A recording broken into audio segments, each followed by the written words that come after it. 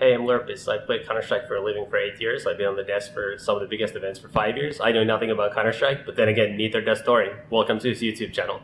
Right, I'm here for an episode, don't do them that often, of Esports Mount Rushmore. And people might know this is a concept that when I first invented, I actually realised it had no legs at all, because it sounds like a great idea, like everyone in every game gives their 4 names on the Mount Rushmore. But what I found out was there's a lot of groupthink in esports, and basically in every game, after you've done the first 4 people in that game, like spoiler, if I did this for all of Counter-Strike, it would just be Neo, Farist, Simple, whatever. Everyone knows the names it would be, and so unfortunately, there's only so many times you can talk about those players in the same way over. So what I did was I reinvented the format, because I'm able to do that. I want to do as much. And basically, I made it so you pick a theme for your Mount Rushmore. It's not just the Mount Rushmore totally, but you can do, for example, so in League of Legends, I might bring someone who's an expert on Chinese League of Legends, and theirs is just the 4 Chinese players that they thought were the best of. Someone had a role and they were a pro player, their role, who were the most iconic. So I made, basically, it's essentially up to the guest. They could pick the angle. So I've got Maniac here, who obviously was a former pro in the French scene, even though I will stress for the 1 millionth time, he is actually Swiss. He's not neither Belgian nor French, even though people do get a bit lost on that one, I notice. And also, as great English, he's been on all the English broadcasts, he's now one of the top analysts in the world. So what is your theme for this one? What is your Mount Rushmore going to be about? So very obviously, I went for the French scene. That was the caveat. The scene that is the closest to my heart, the one I know the best, and the intricacies I'm the most familiar with. And instead of going for the 4 best players, which I think would be a pretty much easy way, an easy shortcut out, I thought about what are the 4 players that, for my money, have been the most influential in shaping up Counter-Strike, and shaping up the French Counter-Strike as it is right now. So we'll get to that, but I basically picked players which I believe have been examples in different roles, and that people have tried to follow the path of in the years that have followed that. So, okay. I mean, this is already one that's going to be a bit spicy, because I'm sure people are already thinking up names themselves. I'm sure, by the way, there will be names not on this list that will blow some minds, because some of them might be the greatest players of all time, like you're saying. So let's start. What's the first name that comes to mind when you think of influential French Counter-Strike figure in this sense? All right. I guess we'll leave the spoiler alert. Well, let's just get to Existence immediately, so it's out. Okay. I cannot not mention him, right? Existence as a captain, as a leader, as an architect of the Counter-Strike French scene for many, many years, obviously coming over from CS Source. He had at the time to share sort of the spotlight with Quiquerez, huge rivalry between the two on Source, but when he moved out to CSGO, he truly became like the one that kind of had control over the French Counter-Strike and how to play it. And for many different reasons, I think a whole lot of people have looked up to him for many, many years as a blueprint on how to be as a captain. What is it that you should be doing? What should be your qualities? How should be handling your boys and your group and your crew? And at the time, for my money, when 2013 rolled over, he was the one that understood Counter-Strike the best. Like, he had the best way to look at the game. He had the best way to optimize the game, to come up with ideas, to put these ideas into a practical plan, and to build that with his players. So I used to look up to him as, okay, this is how I would like to be. I see how this guy's behaving. I see how he's, as a player, as a captain, and this is an example I would like to follow. And I believe that a lot of people have followed on his footsteps after that for many years. Even though, and I'm just going to say this, we can talk about it later as well, I think he's been an example for the good and the bad. Yes. I think some of his shortcomings have come through the years. And as the first one, sort of the first example of a captain, some other people might have been looking at him and thinking, okay, this is a slippery slope I have to be careful to fall into, because he's done that. Oh, absolutely. I mean, spoiler, if you know anything about the French scene, one of the most compelling and enigmatic things about the French scene is everyone has some insane strengths, and then they all have like the Shakespearean tragedy element of like the flaw, the thing they won't do, and they won't get on with it. That's one of the things that makes it brilliant. It's got the fucking real high storytelling element. So along these lines, then let me just ask at the outset, because remember, you have to understand there's a lot of Reddit plebs and nephews that just never saw this guy play off. They did it was right at the end, or it was when his rep was already ruined for reasons we'll get to. How good when he was at his prime was he at things like tactics and being an in-game leader? Well, for my money, I think he was the best at handling like timings in a round and knowing what parts of the map he could take and how he would get there. Like, he had the whole package in the sense of he'd be the creator of strategy XYZ, and so he would play a map and he'd say, okay, we need an execute to take the A side. Let's try and find something new. And then not only would he be able to create this and actually be the first one to use set smoke, flash, or whatever, because he could visualize it, but then he was able to kind of use it at the right time in game. So he had that both combination, which I think not a whole lot of leaders have, which is being both creative outside the server and then having the vista to know when to use them. And he had an extremely great read of what was happening in a game. Like, again, for people that are not exactly familiar with the very high level, it's like we use a comparison of a chess match between leaders where you have to be in the other's head and you have to kind of foreshadow what he's going to do and predict it. For my money, Kevin was one of the best at it, like knowing exactly what are the important rounds. What is it that they expect us to do right now? How can we counter that? What do they know about us? What do we know about them? And then he would kind of have this sort of, it's not only intuitive because there was a lot of analytics going into it, a lot of thought process, but when the game was live, he could intuitively know out of this toolbox that he had, okay, this is what we need to do now. This is what we need to do now. And so when CS Source rolled, or after CS Source rather, he used to be both extremely strong individually and as a leader. Like he was kind of the whole package on Source. CSGO took a really huge hit on his individual level. And you can imagine when you move on to a new game, then people have to think. Some people have to put time into figuring out how to play this game. How do we optimize this? These are the new utilities, new maps, new positions, and whatever. And he had to put a whole lot of time into this. And unfortunately, it cost him a little bit of his individual level. And with that, the confidence. And so for a while, he really had to put himself out there by being the first thinker of this solution, being the explorer of how to play maps. And this is how he stayed at the very top for a while, in spite of an individual level that was at time a little bit complicated. Right, along those lines, there's another thing that people might not understand. They understand that he was trying to be the mega mind. He is basically, if you don't know, guys, if you made an encyclopedia for like tactical in-game leaders, spawns from strats, pre-designed anti-strat, he would be the picture next to it. He was like the icon of that. But what they don't know as well is, I always say this about Glaive as well, every truly great leader has to have some mid-rounding, some read for the game. It can't all just be from sprawl. It's not a machine that works like that, guys. Like, it's why even though people put MSL in that box, he can't have only been that. He'd never won a bloody game if he had nothing of this. But in this sense, the area I always thought gave the best example was one of your teams when you played with him, where once you tragically lost Kaylee and the team was like semi-permanently underpowered because RPK had been away for a few years and Apex at the time was a very gambly player, and there was a lot of reasons as to why the team wasn't able to like make Kenny S win all the tournaments. This was an era I always thought actually where this is also where you got to see like what Existence could do, because essentially Kenny S had to like individually try and win the game, and Existence had to use his brain to try and win the game. And you know the matchup I'm going to reference, even though Fnatic was their best team, this was their era. This was the Fnatic era when Pronax was making all those sick calls. Every player was everywhere. They were the hive mind.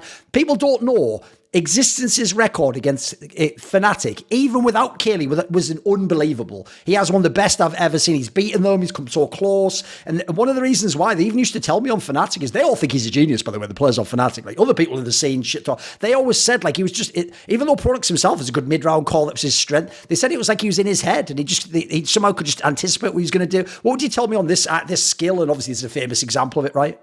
Yeah, you're absolutely right. I think what he was able to do with some of the broken pieces that he had at the time, if anything, is a better window shopping for him than the very games times where he was just surrounded by the best players there were. And of course, they were winning. In Titan, when we brought Cedric in, then again, he was also putting a whole lot of individual work in catching up with RPK on the meta. So you can imagine how much he had on his shoulders. Obviously, that's something that is a little bit underrated as well. But just to stay on the mid-round calling, as you say, I think there were two main elements that Existence was really good at. The first is obviously live reading the game, like what is happening, what are the utilities, where are the smokes, what are the movements. He'd be very good at anticipating this is what's going to happen in the next 15 to 20 seconds. Are they going to push us? Should we wait for them? Is it going to be a fake? He'd be really good at knowing what was the most likely outcome of the next 20 seconds and then form a plan based on it. So he would do like sort of micromanaging calls for the next 10 to 15 seconds. Not just say, hey, listen, guys, we're going to do a split. No, he'd say, for now, just freeze. Everybody freeze for 10 seconds. Like, give me 15 seconds. I need to figure out something. And everybody would wait. So that's one thing, his ability to read the game live. And something else that he also had, and I think people have criminally underrated, is that he knew how to rely on his other players to give him the right information and the right ideas and trying to figure out and filter them out. Like, for example, famously, when I was playing with him, I would usually refer myself as a co-leader, as a term we used to use in the French scene at the time. It's like, I'm not the leader, I'm not the one calling in from spawn, but from my position, say door on cache, or say ramp or radio on nuke, it was my responsibility to tell him, listen, this is what's been happening the last 3 rounds. they're using this smoke, he's using this position, that's his rotation. So that's what we can do. And then he would just kind of absorb all of the feedback coming in from everybody, and he'd figure out, okay, like, Maniac told me this, Apex told me this, then that's the solution. And I think he was really good at also like making everybody responsible, that he's not just going to be, he was very adamant about it. Like, it was not just going to be, it wasn't the existence show from round 1 to 16. It was about absorbing information from his teammates, absorbing ideas and calls, and then he would come up with the right idea. And we had such respect for his analytical mind and decision making that if I told him, hey, Kev, I think we should do this, and he actually said, no, we're going to do something else, I'd say, fine, that's okay. That's how the deal was. The deal is you come up with your feedback, your ideas, your opinion, and then he will filter them out and he'd decide where or which path he'd take. And this is something that is grossly underrated, because I think a lot of people picture existence as this guy who's got control of every single detail of everything, and you just shut up and you aim. That's not the experience that I had with him. I think he was relying on clear information and ideas coming in from his teammates, and knowing how to use them was one of his very much underrated qualities. As you mentioned, we will definitely get to the downside and the reason why, for example, we just have majors and stuff. But one thing I did want to ask again on the positive is, even though it's funny, I actually heard this as complaints from his players. This is before your era. It was when they first made Titan and they had that team house. You can imagine, think of some of the names in that team, right? Who maybe don't want like control, or they want the strat to be quite loose and they just want to decide in the moment. One thing they hated was that because he had him in a team house, he really was like, it's like he took the word boot camp literally from like the military context. He was doing shit like you have a whiteboard and he is doing a full flow chart for what can happen in every possible strat on every map.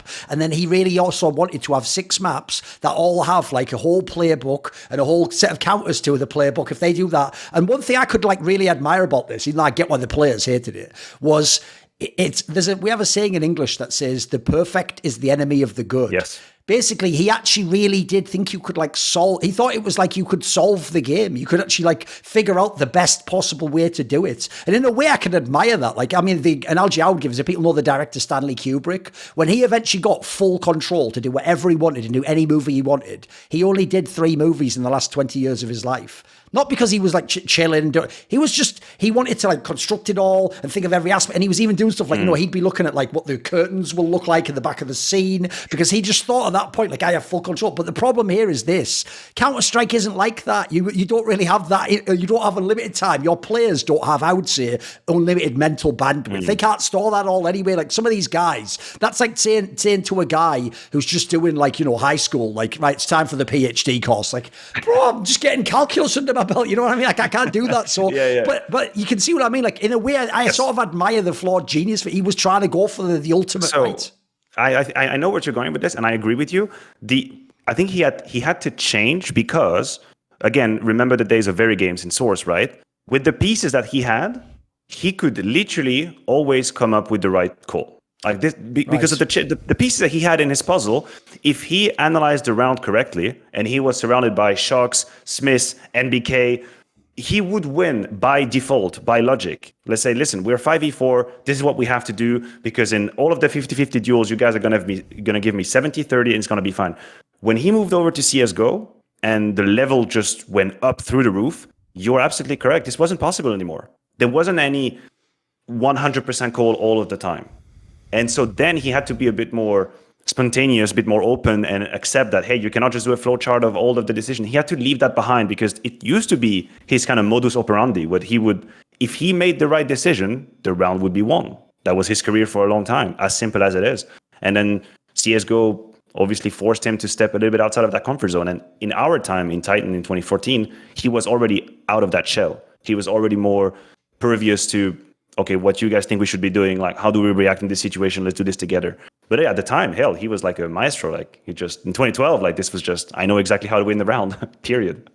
Along these lines then, like, obviously, like you say, part of the downside, and here's where I'm always a very interesting character, because on the show, of course, I'm the Undertaker, or I'm some wrestling character. I'm one-dimensional. That's what people need. It's easily digestible, and you can pick their storylines. I know what box office is, basically. But what people don't know is, the reason my opinions always catch you off guard is, I am able to be reflective. So even though this was my favourite player and in-game leader, and I was hella biased in favour of him, I will always acknowledge, actually, when I look back, if someone was wrong. Like, even though certain things of this were genius and brilliant, and he was trying to do something special in an era, when I actually look at it, even though I do not think Happy was a better in-game leader, I don't think Prodax was a better in-game leader, they did actually have the style that worked better in the meta of 2014, 2015, 2016. Like you saw, like they had, it was actually a looser style. It was you play some defaults. It's like you play off your stars. You let them dictate the game to some degree. And I have to say, even though, like I say, I don't think Happy's a better in-game leader, he did break the meta. He did actually come up with the read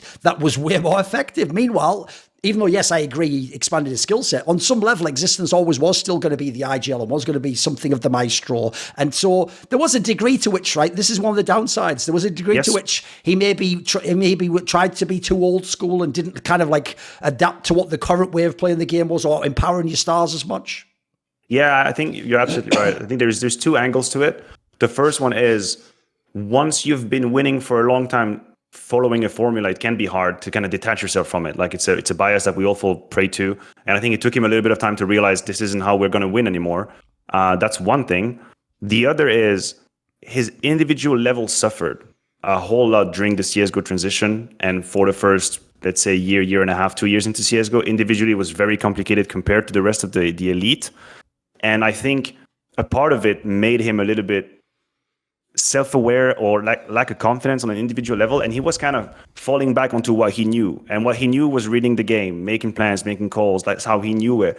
I think at a time, and the conversations we used to have with Existence, but I would tell him, like, my friend, just focus on yourself a little bit. I know it's scary to hell. Like, I know you've been doing things a certain way for a long time now, but for now, what Counter-Strike needs is for players to be performing and play a bit more loose and give more reins to the players. And I think he struggled to do that just a little bit, because in his mind, since individually there were periods where it was complicated, if he's relinquishing control, then what is he bringing? Like, it's kind of a catch-22 where you trap yourself in your own mind and you're thinking, like, if I'm not fragging, then I might as well have good calls. And I think that cost him a little bit. And he should probably, and it's very easy to say now, but in retrospect, he should have probably just focused a bit more on himself, his individual level, a bit less focus on the team, so that he could individually probably also be more comfortable in his like loosey-goosey style. Because Happy, as you mentioned him, Happy was kind of skilled, like in the roles that he had. Holy hell, like he was, he would lurk you out, he'd flank you, and he would multi-kill and close around, and that was it. And he had efficiency, he had success on an individual level, even though. But yeah, this is where Happy was very clever in a way, because he'd set up a system where, as the round was progressing, he didn't really have a whole lot of micromanaging to do. Like, a couple of decisions were made based on timing and info. The rest of the time, we knew what we had to do, because I played with him in LDLC, I know the formula. We knew what we had to do, and then he was doing his business, focused on his own crosshair, taking his own timing, up, multi-kill, that's it, the round is closed. Kevin, or Existence, had always so much on his mind, even in moments where he was lacking confidence, that your brain is just unable to make the right call. You're doubting everything, you're second-guessing yourself, you're missing your shots, and then it's kind of an avalanche or a vicious cycle. So these are more of the downs of Existence. And I mean, of course, he's not at the very top anymore. It has been for a while, and there is a reason for that.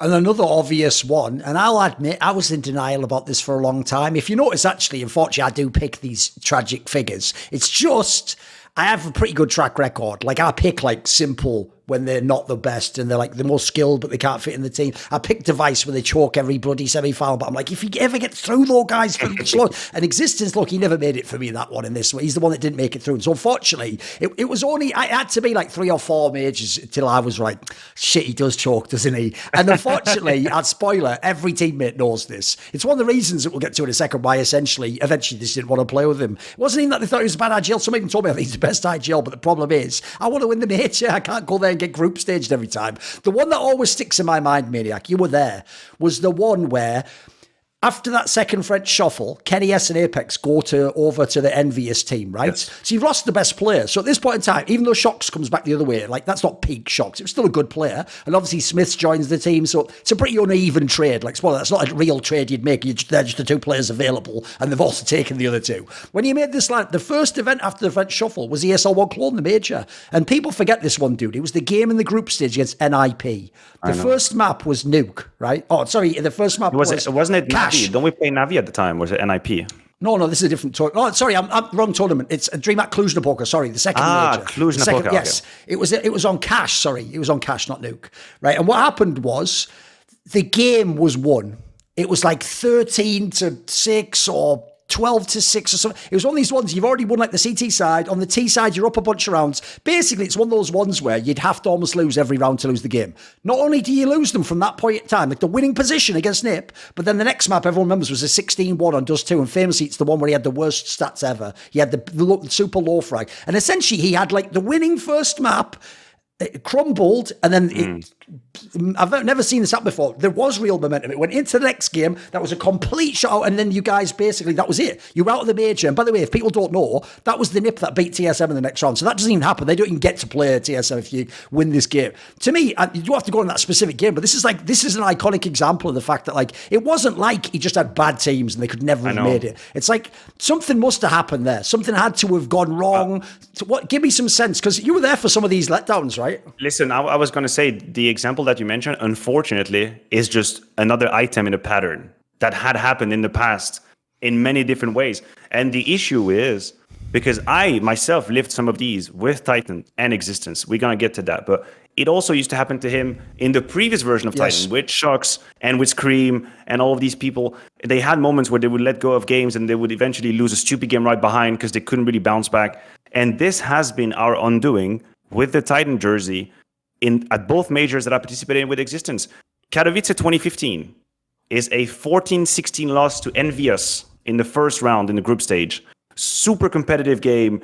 I think, and you're the historian, so you might counter me on that, but I believe that at some point in that game, we are 14-10 up, and I buy an auto sniper because we have $10,000. We are absolutely flushed. I swear to God, we have everything we need. Yeah. It's 14-10. We have all we need.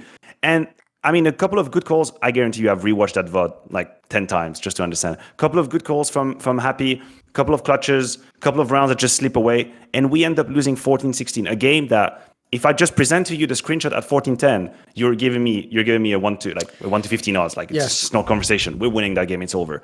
And we lose that. What do? We're behind. We lose 16-4 to Penta. Complete crumble, absolute crumble, just shadows of ourselves, unable to bounce back from that first loss. Cologne 2015, same debacle. Famously, I lose to Chad in the second round, but what we also don't mention is that I lose to Navi in overtime in the first group stage. And it's, again, an overpass game where we have everything we need, and we just kind of fumbled the bag at the end, and we lose in overtime.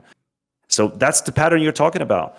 It was twofold. The first one was an ability to remain calm in really tight moments against Envy, against Navi, all of these moments like tight, round 28, round 29, round 30, people are getting a little too excited. It wasn't just Existence. You have to imagine other players were also buying into this kind of panic state we were in, and then just not being able to pick back right up, because people have to realize the format was very different than now. You'd sometimes play the same day, like 3 hours later. Yes. You'd play a best of one, and you just go back to your hotel room with your tail between your legs because you just lost a stupid round, and then you just have to play immediately. It's not like a Swiss system where you get a night to sleep and you regroup as a team and you bounce back. This didn't exist at the time. So I would admit it, no problem. Like, we were not mentally strong enough. And he was carrying this sort of a shadow / curse of, the major is going to go to shit. And you know how self-fulfilling prophecy works, right? You get to these really tight moments and it just gets to you, and you just play a little bit worse, and then suddenly you lose again, and here you are thinking, damn it, it's happening again. So yeah, that followed him like a curse for a while, and I was there to witness it twice. And like in these, what's kind of frustrating is that in these specific games, like Envy and Navi, I actually played pretty well. So I'm like, damn, like we could have done it. But then, if I'm fragging and we're not winning, then that's just it. Like, it's pretty much, let's just book me a flight ticket. We're going home. So that was a little bit unfortunate. And I think it's a severe stain in his resume to just never have been able, like, I think I might have just a better record than him at majors, which is a ridiculous statement to make, knowing the career that he's had. But it's just a fact. Yeah, the thing is, what you just mentioned is something that I only really like formalized into words myself this last year, because it's actually Carrigan that taught me this.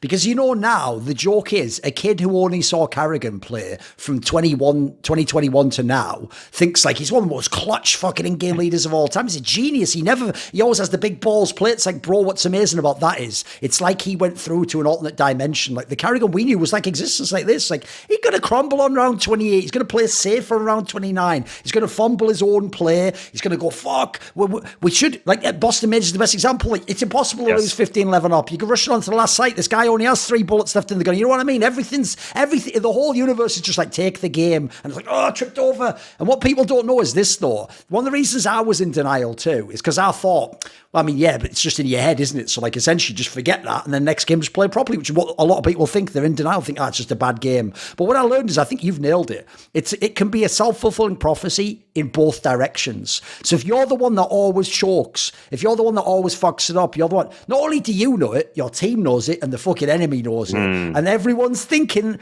is it going to happen again? I mean, spoiler, this is going on with Heroic right now. Everyone's going, bloody hell, they should win, but are they going to? And then, but the thing is, when it flips, like Astralis, like Carrigan, when it flips the other way, this is my shit. Of course I'm going to make the big balls play. It works every time. You know what? Rops is going to win that 1v4 for me as well. Of course we're going to come back on the third map. It can go the other way too, right?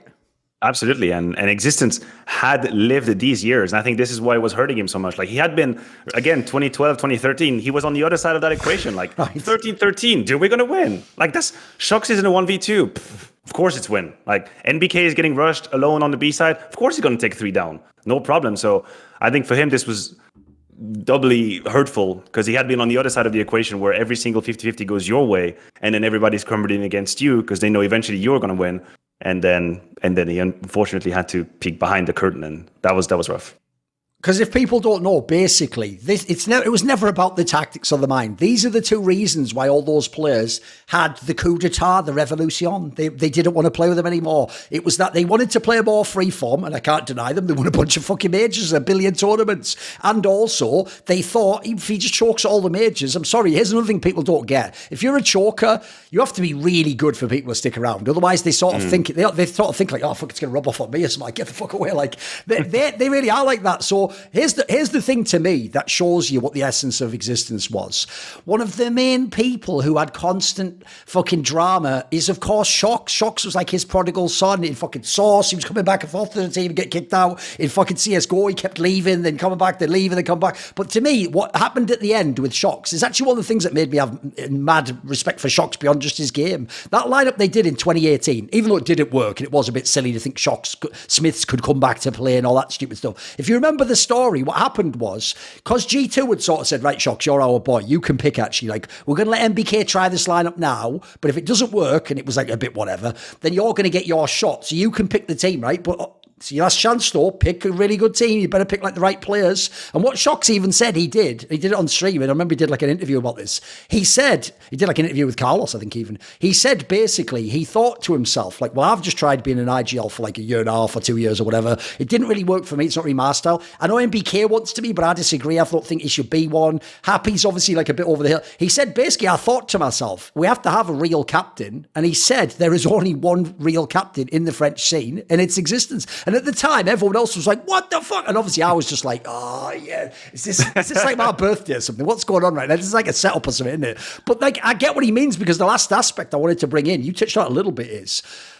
as an actual man, as a leader figure, this is one area he was incredible. Like, people might remember, even though they lost that first semi-final match, it's the one that has the legendary video where he does the fucking speech before the game. Bro, that is like some out of a movie. That is like something actually out of a movie that if you saw it, you'd be like crying in the fucking cinema and you'd be like, yeah, we can't fucking beat the Persians. You know what I mean? It was epic. And so what people don't get is he's someone where I'm sure behind the scenes there was drama back in the day in Source or whatever. But in CSGO, let me know, guys, where the trash talk interview from Existence is. Let me know when he ever lost one of these games and chalked it and was like, it wasn't my fault. They got lucky or something. He never ever did this. He's one of the classiest fucking humans I've ever met, mate. It's unbelievable. And even in spite of all this shit like MBK and them stabbing him in the back and shox, fucking everyone did by the end almost. You're but one of the only loyal people he had left, mate. Even his mate, his fucking side man Smiths left him and went and won majors without him.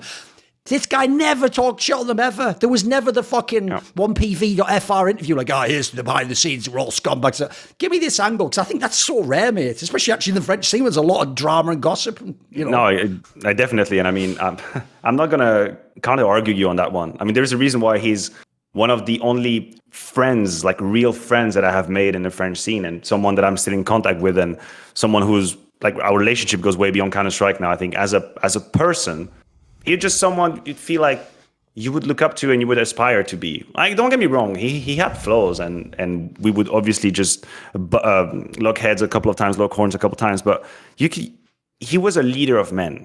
And as shox would say later in 2018, like, he was an actual captain, not just like a strategist, not just a tactician. No, he was a captain. And when you were playing with him, and when he was taking control of what was happening, he had an aura and a charisma that made you feel like, okay, I'm going to listen to this guy. Like, I believe what you're saying. And he believed in what he was saying. And he was following, like, he was a man, he still is, of course, but at the time, but he's a man that has principles, a really high work ethic, a really high ethic in general on how he behaves with other people around him, and he follows these principles, and you can do nothing but respect it. If anything, you aspire to be like him. And God knows, in comparison, when I used to be with him, when we would be outside the server, I used to feel like I was like the little devil dancing on his shoulders, I used to try to influence him, like, come on, let's just have a drink, we can have, tomorrow it's going to be late, it's all good, don't worry about it, we go out, and then we'd have fun together. But like, he would be conscious incarnated. He'd be conscious, like, he'd be right choice, he'd be righteousness. And yeah, in that sense, he was definitely a leader, in the sense that, like, he would not just talk the talk, he would walk the walk. He would do what had to be done. He would do the preparation. He'd always be ready. And it's true, he had a fighting spirit, in the sense of, once the game was live, like, he was your captain and you were going into war, and that was it. And he would pull you in, no matter if you were not exactly motivated or whatever. Like, he would pull you in. He would make sure everybody was kind of situated and everybody was mentally ready. And I mean, to me, he was one of the few players that I truly, deeply respected. I had players I wanted to play with. I had players I was fascinated by. I mean, you sit next to Kenny as you watch him play. You have no other choice than to be fascinated. Like, what the fuck is going on in this PC? I've never seen that before. But with Existence, it was a deeper level of respect for who he is and how he behaves. And just like standing in front of me thinking, shit, like, I should be like that. I should be more like that. Like, whatever he is doing and whatever I'm doing right now, I should go in that direction. And I think, of course, it played in his long career, because at some point you have no choice but to respect, like, the way he's behaving. And yeah, it is obviously grossly underrated, because not a lot of people talk about it. In fact, he shines by his absence in the drama, right? There's no drama about him, and you have to use time. You have to think of a decade and think, hold on a second, like, we've never had a drama about this guy. What's going on?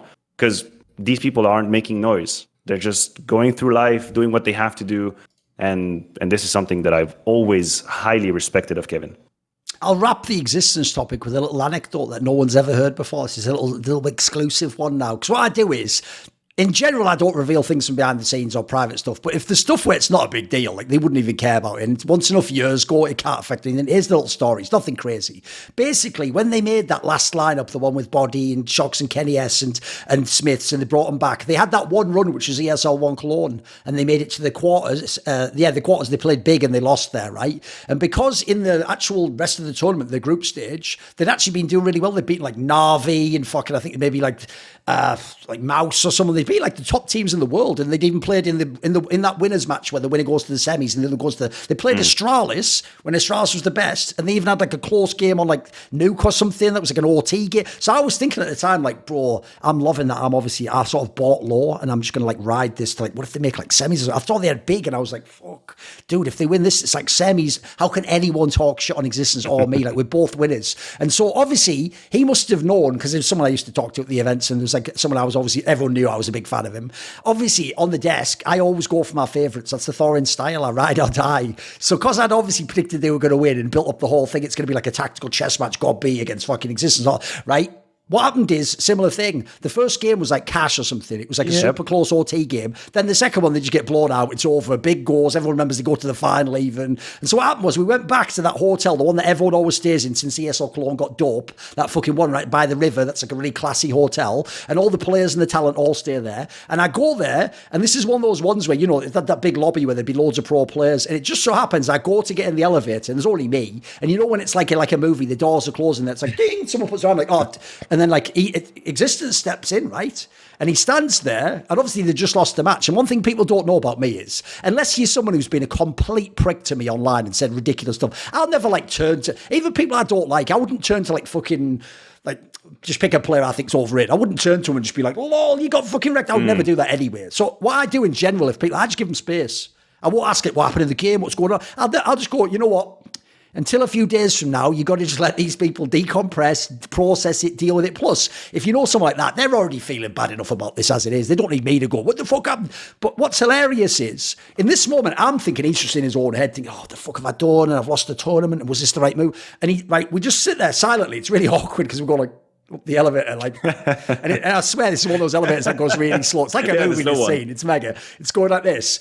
And then what happens is when it gets to like his stop, it's like a couple of floors before me, it goes like ding, and he just turns to me, and this is mental, he just goes, I'm really sorry, and then just leaves and goes to his room. And I was like, wait a minute, you were thinking about the fact that I picked you in the game? Because by the way, I always tell players, look, I know on the camera I'm doing that, but I don't give a flying fuck about it. You didn't let me down. You know what I mean? Like, it's your career. Don't ever like, I'll give you a quick example. Because of my betting sponsor, when they made that Ents Valde lineup, I bet like $5,000 on to win some ESL Pro League games. And then Snappy was also doing that, like messaging me like, I'm so sorry, but I was like, bro, it's not like that. It's a fucking sponsorship. Also, I'm making a edgy angle, Anna. But like, that just shows you what this guy was like. Like, in that moment, why the fuck was he giving the fuck what I think? But he actually did even feel almost like an obligation to me, like I've let you down. And I was like, man alive, this guy's just a legend. Oh, that's very Kevin. That's very existence. I wasn't aware of that one. That's very funny. It's a banger.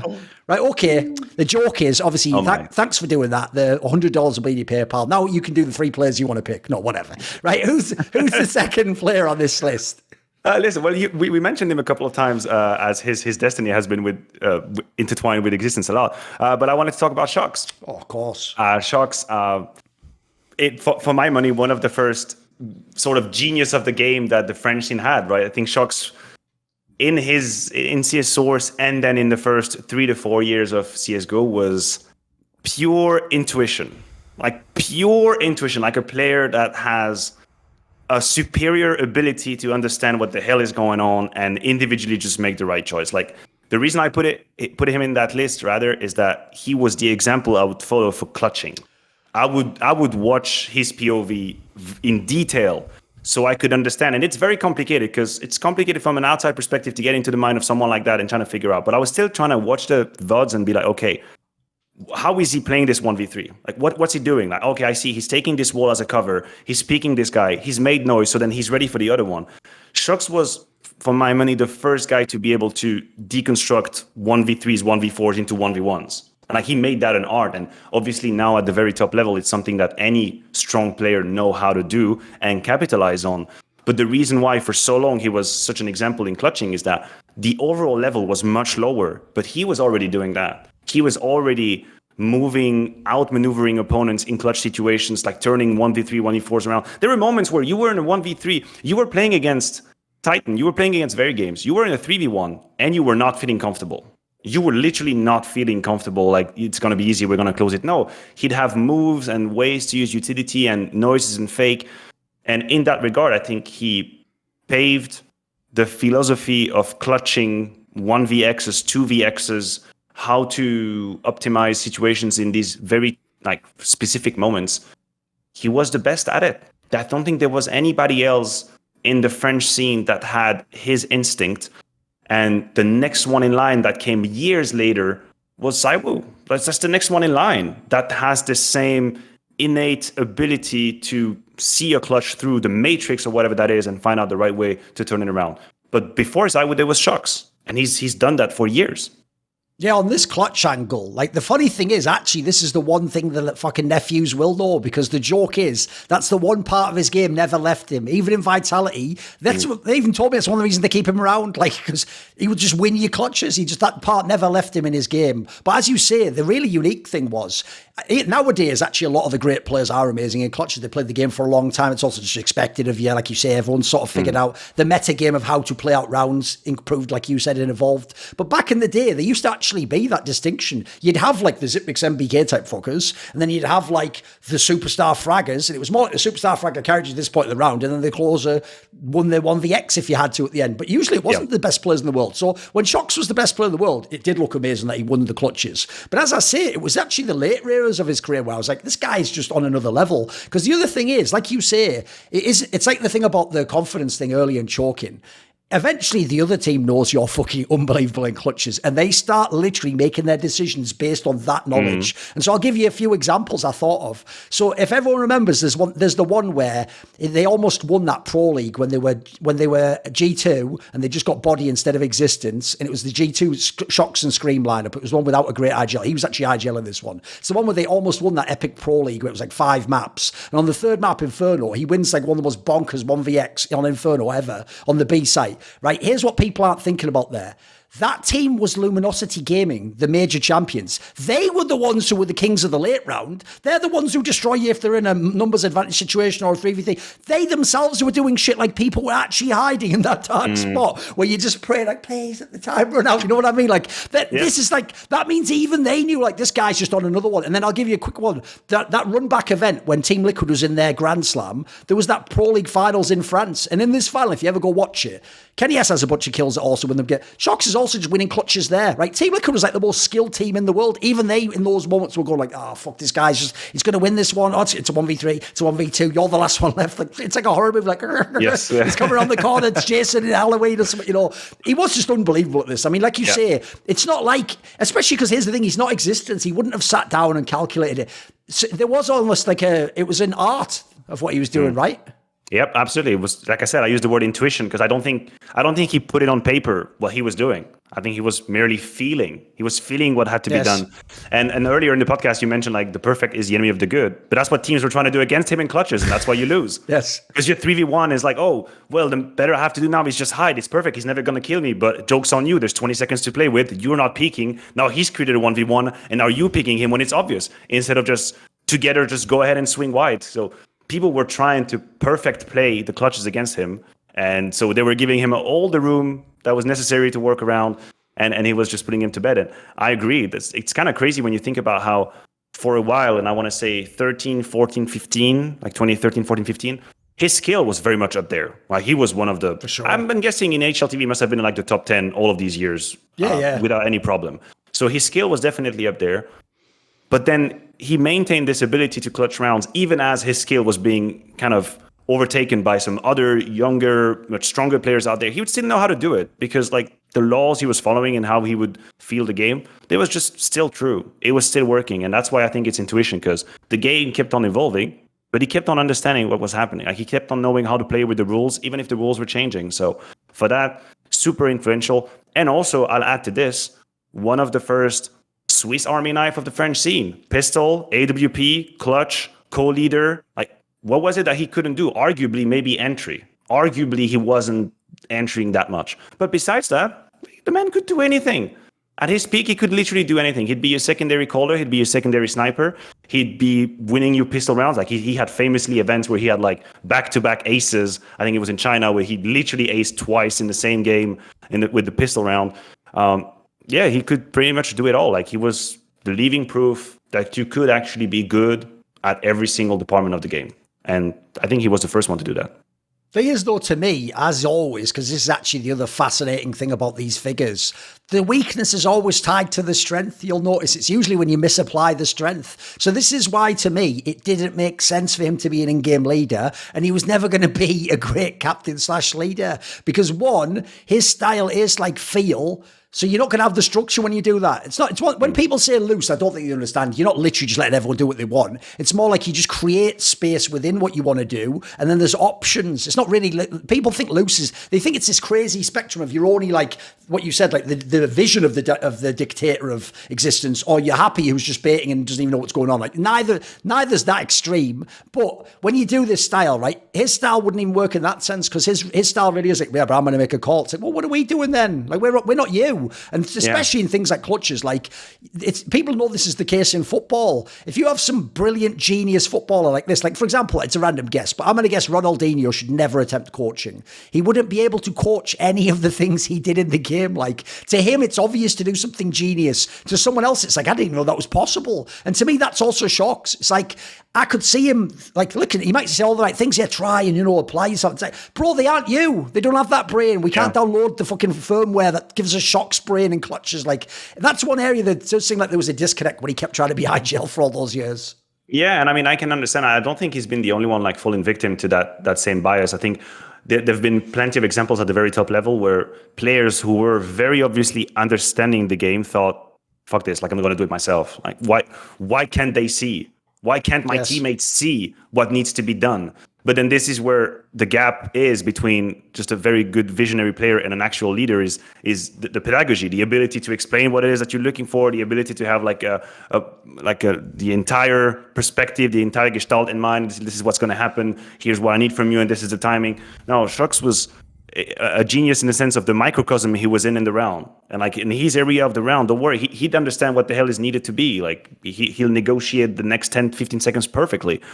But it's very complicated to then just take that bird's eye view and just think about the whole round and come up with a call, and that's what a leader has to do. And it is why a profile like shox was always going to be the best as a secondary caller. When he has a little bit of freedom, he has the space, as you mentioned, to work with. He can, at times, just take the lead. Like for a second, he could take the microphone for a second and say, listen, guys, come back to B right now. There's a timing. Boom. And he would have the right call. But it is very different to do that and to have to be responsible for the entire structure from round 1 to round 16. And yeah, as I said, a lot of players have made that mistake. And he did that too for a while. The other thing about him is, if you know these things about his personality and his ability, his entire career makes sense. Like, there's a reason why, like I say, he was like the problem child of the French scene in Source at one point in time, where they would like kick him out, or he was maybe lazy and wasn't practicing, or he was having an argument with someone, but then he'd have to come back because he'd go to some other team and start wrecking everyone's head again. And you'd be like, oh, forget it, we've got to bring him back again. Right, let's make it work this time. And if people don't know, I think he was in and out of existence teams over CSGO and Source about like 5 times or something ridiculous. Like, probably. They could have just played together the whole time, but that couldn't work, right? And one of the reasons why this makes sense is, it's like the thing with Simple. I've always said, I even told Simple this, but I don't think he got it, because you know what players are like. I told him, bro, you don't understand how much luck was involved in your career. And he's thinking like, what the fuck? Like, I've practiced a fucking million times. Like, I'm really good. It's like, bro, if you were 5% worse at this game, they would have kicked your ass out of the scene about 2 years in. You were like the most worst teammate, most difficult. But the thing is, you were like a nuclear weapon. Like, look, you got to handle it carefully. You got to position it. You got to know when to use it. But I tell you what, you can win the fucking war if you have it. You know what I mean? Like, so there are always going to be people who'll gamble on you. Even if you get kicked out, there'll be a guy like the rival that was on the underdog teams like, wait a minute, we can have shox. Fuck it. Bring him in. Let's try and get back to the top. So I want to just tell a brief anecdote, and then I want to get your take on this. At his peak, like, I didn't watch much Source, but I remember asking a lot of people and going, look at, basically in Source, people told me he was like the Forest of Source, like the skill was impossible. And I remember seeing a stat when I did some research once, it's a sort of nerd thing only I would go and look up, which is, if you remember back in the day, because Source wasn't as big a scene as the other, like 1.6 and stuff, and there wasn't as many tournaments, they used to even do things back then, like ESL would have like 1v1 ladders. And there was a famous thing where shox would just play on this. And if you go and look it up, apparently he would just win like 35 of them in a row. like no matter who played him, he's just like, right, beat this guy.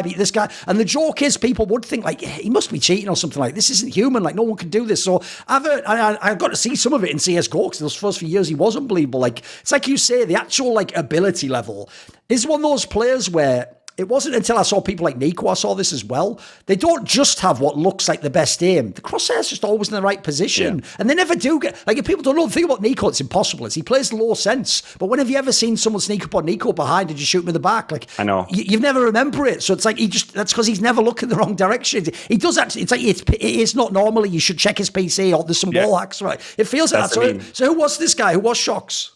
Yeah, well, I think it's actually funny. I wasn't aware of this anecdote about the 1v1 ladder, but if you think about it, I feel like it kind of fits the profile because something that shox always had in his career, let's just say until the last 2 or 3 years of his career, is a gigantic ego. And I don't mean that only as a dig. I think it's part of the reason why he was such a bowler for a long time, that he would have absolutely no doubt that he can play 30 1v1s in a row and win all of them. Literally, that's not even a question. Like, I'm gonna destroy all these noobs. End of story. And he carried that this assurance that whoever the hell was in a clutch against him, like, he would just beat him. It doesn't matter who. It doesn't matter. I'm the best clutcher in the world. It's over. And he had that confidence in his gameplay. And I think that carried him over a whole lot. And it's also why I think when players were looking at shox and when he was getting removed from lineup, the truth is, and it's a small sentence, but it carries a big weight, is like, he only had to change so much to become like the incredible all-out weapon that you just cannot not play with, right? He only had to change this much. He only had to get rid of maybe this, and that would be enough. Suddenly he would be the best teammate to ever have because his abilities just outweighs everybody. But the issue with that is that when his level started to drop, you could feel how suddenly the game became so harder to read. And it was really complicated for me to comprehend, like from an outside, because I always thought this reading of the game, it's something that he's going to keep with him his whole life. I thought it would never move. But the truth is, 2018, 19, 21, well, rather 21, I would say a bit later down the road. With Liquid, for example, that's a great example where there was no insurances anymore. Like, there was no certainties. You can watch him play. There's no certainty. What he used to feel for sure wasn't the case anymore. And he was just lost a little bit. And this was kind of heartbreaking to see for me. And this is where what was his weapon for so long, which is, again, a huge like champion ego that I'm the best and I would step on everybody's and respect me because I'm the best. He became much more moderate and humble and self-aware. And the problem is it was part of the downfall. Yep. Like, he then didn't play anymore with the same assurance and knowing how to approach situations. So just as much as you could hate him as a teammate for that, is what made him so strong. Like, you would play with shox, and I played with him for a few months, not too long, but he would give you that feeling. Like, he would make you feel like you're playing with the best player in the world. And you're just like, damn, yeah, I mean, how can we lose? Yeah, I like this energy. Like, I like how you behave. You're my teammate. I like that. But yeah, it obviously comes as a cost. You can imagine as a player that sometimes can be destructive for the rest of the team. And then the last thing was, along these lines, though, I also heard, this is one of those ones where when you hear something, every now and then, people with like a nickname, it's like, whoever came up with that, full points, like 10 out of 10. I remember when he was in the Envy lineups and the G2 lineups, someone basically told me, one of the people in his team, won't mention names, they told me that their nickname for shox inside the team was Princess. Which is just like, oh man, whoever came up with that, that's like out of a movie as well. Like, that can't be real life. Because if people don't understand, like I said, because he was so impossibly talented, yeah, of course you have to play with him. But that's the other thing. The game had, and this is one of the things I feel like he struggled later in some of the other teams with, until, as you say, eventually he just became humbled. A part of that's things that happened in his real life and he grew up and matured. But I agree, in some ways, it sort of destroyed the magic, because the point is, at one point in time, it's almost like, I always felt like when he first came in the teams, it was almost like this is just an analogy. It's like an alcoholic. Like, I'm sure they have times where they go, I've got to go clean, I'm sober, get the suit and tie on, to go to church this morning, drinking water only, like working out. But then, eventually, I can have a drink, one drink, two, the next few weeks, then they just do the lost weekend, don't they? And then they're just fully gone again. You have to, you got to go to rehab now. You fucked it up. So as far as I can tell in these teams, sometimes at the end, before they kick him out or he leaves, it would just get so that it's like everything has to be his way. And if it's not perfect, or if there's some issue with a teammate, it's going to come to a head. These aren't the players who just go, you know what? Life's too short. Let's just chill. Let's just agree to disagree. They never agree to disagree. They disagree to disagree, if you know what I mean. Like, have you heard any? You must have heard some of this stuff in the scene. Yeah, no, definitely. I think shox was at the time a player with whom it wasn't comfortable to lose. It wasn't comfortable to lose if you were in his team. Like, if your team was legitimately going through a rough patch and you had to rethink, okay, what is it we're doing wrong? Should we change the way we look at the game? What is it that we have to improve? There are people who, throughout these sore moments, can remain constructive and be like, okay, you know what? Yeah, that's right. We're shit right now, but we're going to figure this out. We're going to try that. We're going to pull this together. And at times, there've been moments where it was not exactly that philosophy, where it was more like, I don't know what y'all noobs are doing. Like, listen, I know exactly what we have to do, and this is what's going to happen. And the truth, it's not always like that, right? I can understand how it can be frustrating for him, because you're a player and you're feeling the game to a level when you're just thinking, what is this guy doing? Like, what is he doing in this clutch? Why are we not winning this 3v1? Why are we not winning this 4v2? It's mind blowing to me. So probably a whole lot of frustration to handle, and not always handled the best way, because otherwise you'd imagine with his talent, like, he'd been a player that would have been in the best team forever in the French scene. Yes. Like, which is just non-negotiable. Like, you would have never not played with him if you didn't have some of these flaws here and there. He would have been a non-negotiable part of any top team until Counter-Strike stops being in the French scene. One last question on shox. Look, it's an obvious one. I'm serving it up to you here. But as an outsider in the French scene, bro, especially because I loved like existence teams. I even like the Harpy lineups. It was so fucking compelling and cool, and they had their own style. And I've asked these guys 1 million times. There's never been a good answer. It wasn't until 2017 someone had the bright idea. Wait a minute. We've got the best AWPer, Kenny S. We've got the best rifler, shox. I don't know. Maybe put them both in the fucking team at the same time. They waited until they were both past their prime to do it. Like, if you look back now, because if people don't know, it would always be shox leaves or gets kicked and then Kenny has to replace him. I never got that, dude. Like, every other scene, like, in Fnatic, they had the best players. In, like, Denmark, they had the best. You always put these players, especially because there was no overlap. They could both have coexisted the whole time. Surely, why was that? Do you have any idea why this never happened? The first idea that comes to mind right now is that for a while, Smith was part of the equation, and shox and Smith were very much an item. Yes. And Smith was AWP, Kenny was an up-and-coming AWP, and so at times you had to make a choice. Like, do you do the shox and Smith duo? Which, I mean, people in the French scene have memed on it as, like, Smith is shox's friend and he just follows him along. I mean, there was a long while where Smith was an actual contributing member of the top level, and he'd bring shit to the table, and he'd be a teammate you want to have. So knowing that all of the things we've said about shox's sometimes problematic behavior, you have to realize Kenny's was at the time extremely hard to handle when he was very young, very, very much complicated. So there were times where people just actually considered the question, like, Smith, Kenny S. I can have Smith and shox. That's an interesting duo. Would I trade both of these to have Kenny S in my team? Maybe I wouldn't.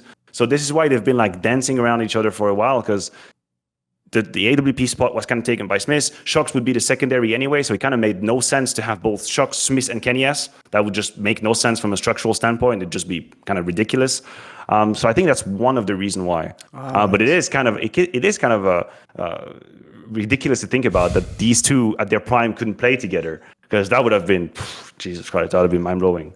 I mean, let's just do that last little topic then. The other thing is obviously the Smith's angle, because to me, that's not just literally Smith's, like you say. It was, by the way, once upon a time, he was a great source player. He was one of the best support players. He was even a pretty good, like, so it wasn't like a full-on AWP. He was sort of like, he'd use the AWP cleverly because he was existences like fucking second in command or whatever in some of those teams. So to me, the problem with that topic is this, though. It does show something else about shox, which is a bit unique. This is why I also felt like as an IGL, he wouldn't work, mate. Because you also, I think, have to be ruthless sometimes as a leader. You have to know when it's like, this guy doesn't work. He couldn't do that because he really did love Smiths. I think the thing is this. It's like we have that saying in English, rose-coloured glasses. To him, Smiths always could have gotten back to the old form. It was always going to work out. And if you're actually as brilliant as shox was once upon a time, you can sort of actually afford to keep a player that's not as good who's failing. If you can do, like, it's like simple shit. If you can do 1.5 times a normal player's output, maybe he can survive. Maybe he can win some of these games. But that is one of those ones where if you look back now and you're being ruthless and you want to just stack titles and majors and making the resume. But like you said, this guy, he really could have won the most majors. He could have had the most titles. He could have just basically been in whatever the best French team was for like 7 years and pushed the boat out completely. I know. And I think in the Smith conversation, it's maybe he should have been more ruthless for a while. Like, maybe he should have been more ruthless and just say, listen, like, you go your way, I go my way. I can do more than you can do at the moment. But another part that people wouldn't see necessarily from the equation is that Smith was a perfect teammate, an actual perfect teammate to have. And I think to an extent, maybe shox thought that having Smith by his side made him better, actually made him better. Not just because Smith was just an extremely positive guy, but he was also coming up with ideas and he had the right mindset. Like, he knew how to play. This used to be a meme in the French scene, but it has value to it.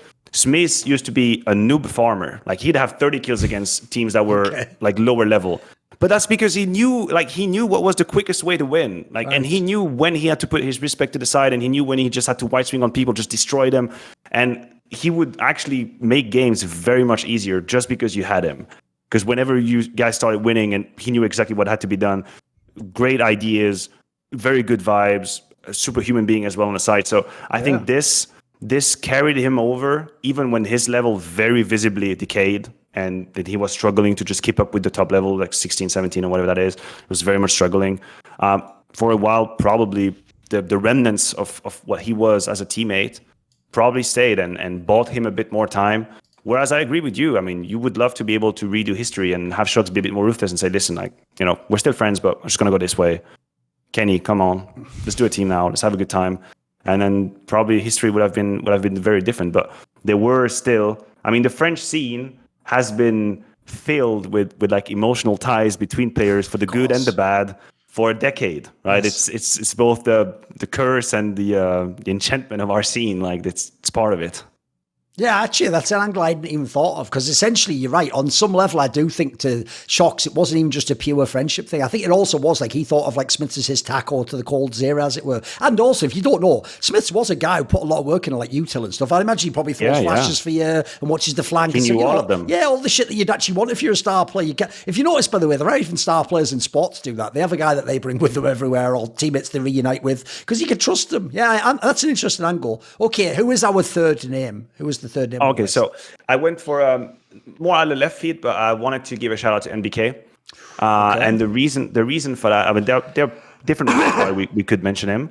But the reason for that is NBK was, for me, the first anchor that dominated games. Like he was one of the first one, if you really think about it, to play quote unquote shitty positions that nobody would ever want to play, and somehow still anyway put up incredible numbers on the board. Yes. And he's one of the most represented French player in the HLTV top 20, like for years on out. He'd be part of the top 10 as well. Incredible skill. And whereas a whole lot of players, and I would put myself in that same bag, would be satisfied with the 1-for-1 trade in their position, like I did my job, like NBK was a multi-kill machine in these positions. He showed a whole generation that you can actually win the round playing ramp on nuke and playing B on mirage and playing long on dust 2 or whatever. Like you could actually win the round because your position is one of aggression. It's one of looking for the difference. It's like he used to play this position so well that I think obviously he faded with time, and we're going to talk about it, that's for sure. But there was a moment where like he was just the strongest anchor the French scene had, period. It was non-negotiable because he wasn't too passive. He knew how to be aggressive. He knew how to create moves and look for information. He could play with the AWP as well, no problem. He would rip it up when that was necessary. And he had the mind for the game. So at the time, he was the anchor that you were looking for. And another aspect, another sort of asset that he had was that NBK was the king at having 0-0-8 scoreline and finish at 20 kills. Because he'd get just completely rolled over a couple times, because he wouldn't see anybody in his position. He'd have to play retakes, like uncomfortable retakes, which is obviously the life of an anchor. Sometimes the game doesn't come to you, and you're trying to play retake. You're getting rolled. You have no money, no momentum, no confidence. But worry not. Whenever they were coming to him, he'd multi-kit anyway, and then that was it. Like he would start his game, and you would never see him again. So for that matter, I think NBK deserves a shout out for paving the way as an anchor and really pushing the boundaries of what we thought an anchor was supposed to do.